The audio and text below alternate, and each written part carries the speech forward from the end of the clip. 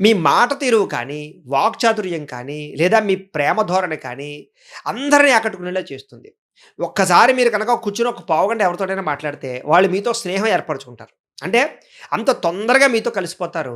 మీరు కూడా ఇతరులతోటి అలాగే కలిసిపోతారు. అలా అని అవతల వాళ్ళని మోసం చేయడం గాని, ఇంకో రకంగా వ్యవహారం చేయడం గాని ఉండదు.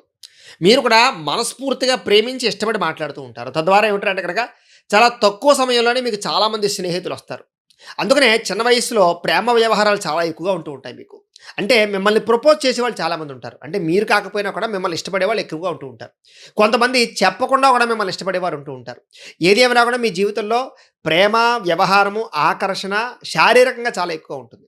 అలాగే వినయ విధేయతలు బాగా ఉంటాయి మీకు. సాధారణంగా ఏమిటంటే గనక ఊరికే అవతల వాళ్ళని తిట్టడం కానీ, కోప్పడడం కానీ, లేదా రకరకాలుగా వ్యంగ్యంగా మాట్లాడడం గానీ మీలో చాలా తక్కువగా ఉంటూ ఉంటుంది. ఒకవేళ గనక మీకు ఎవరైనా సహాయపడితే వాళ్ళకి వినయ విధేయత చూపిస్తారు. అంటే వాళ్ళ కోసం ఏదైనా చేస్తారు. గురువులంటే బాగా ఇష్టపడతారు. పెద్దలంటే చాలా బాగా ఇష్టపడతారు. వాళ్ళ కోసం ఏదైనా సరే త్యజించడానికి లేదా సహాయం చేయడానికి బాగా ఇష్టపడతారు. సాధారణంగా మీలో కొంచెం సిగ్గు, మొహమాటం బాగా ఎక్కువ ఉంటూ ఉంటాయి. ఇది కాదు అని చెప్పలేరు.